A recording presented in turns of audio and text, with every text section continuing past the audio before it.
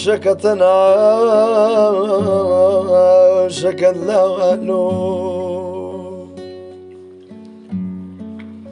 شكتنا شكت لالو دسو ويمو دسو شاريو دسو وريو دسو وايو دسو ماني دسو خوايو جيانم بين قرلالو شكتنا فرلوانو كرة شوام شوقار وفايزي الريوم ديجور وعزيزي انما مواضو قلا ريزي جميل ماشي روديزي وش كان هانو درلالو شكتنا فرلوانو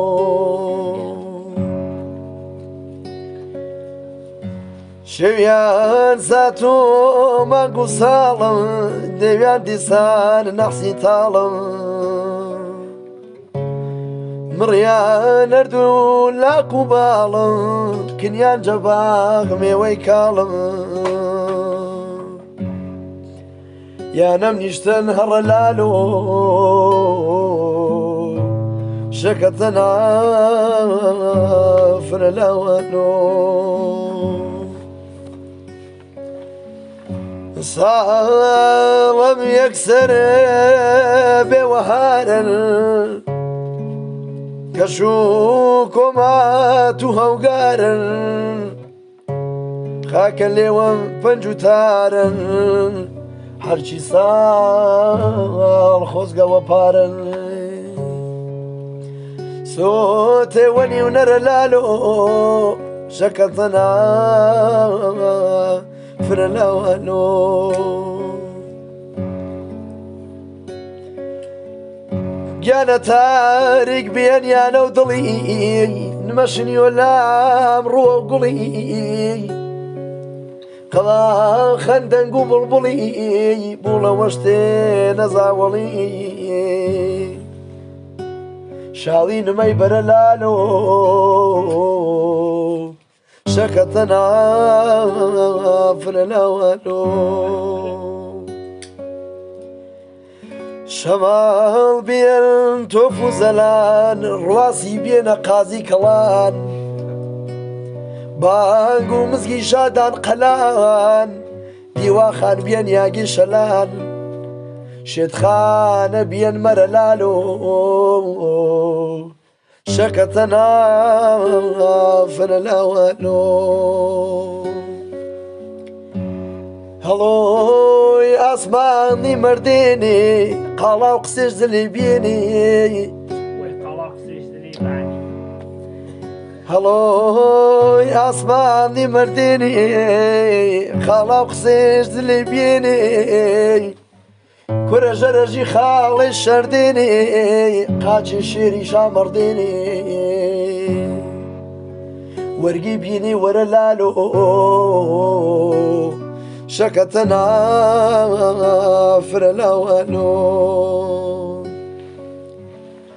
كنا مانيا وليوة وهردناوان همي برشن جدر دناوان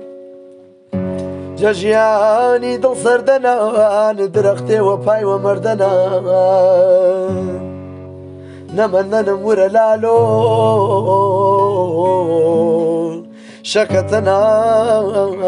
فرلوانو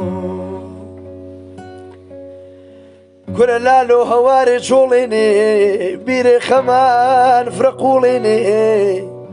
نعمر دي بيا معقوليني رفيقي قردي زوليني رهنا ما بينهر لالو شكتنا فرلوانو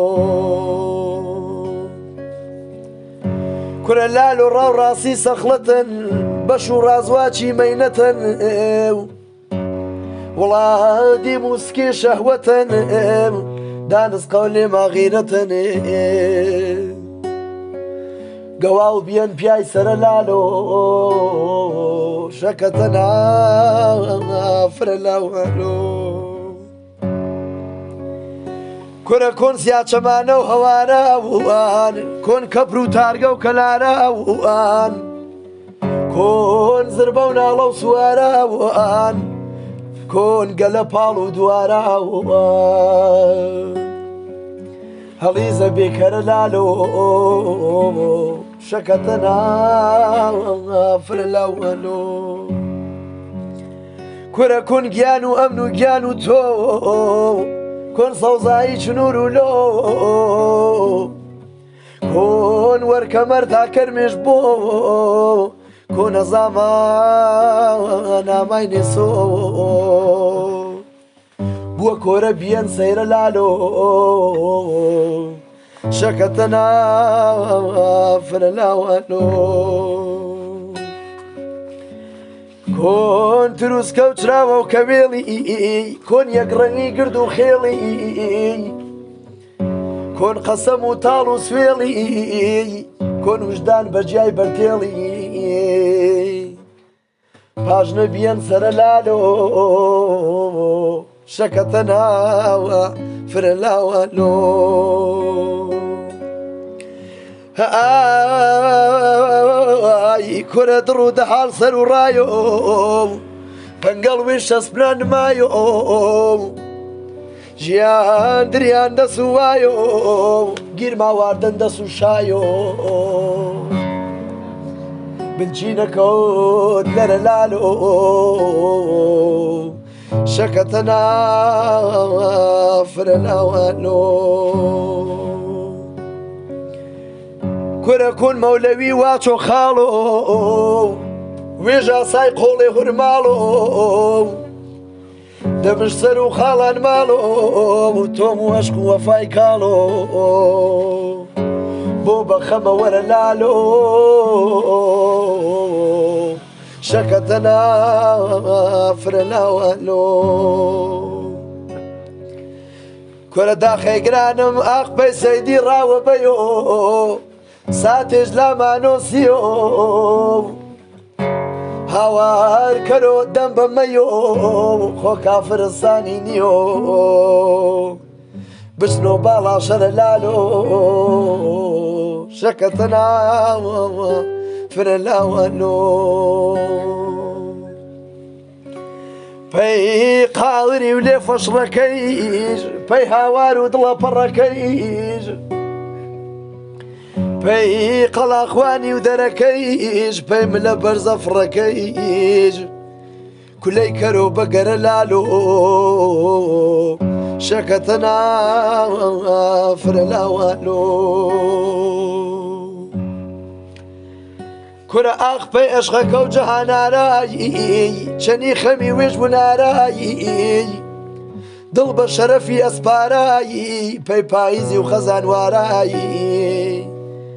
وفاش كرد بمار لالو شكتنا فرلاوالو كرا خلقي بشي وما تمن خيل خاني مينت شان جمن انا فربو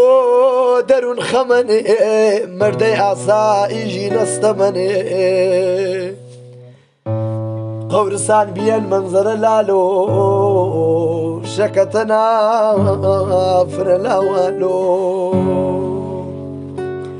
كرا اقبي مرد مكو جاراني ويش بلو ورواراني بلو هوارو دالاني خريلو مشا وهالاني ديسان بسو كبر لاولو شكتنا فرلاوالو كل لالو تخواتو بوري وي سردن با ايري كربي وي دورشنا جمي بيمي وي سرودو قاتاي بواني وي واتشم ظالم بمر لالو شكتنا فرلاوانو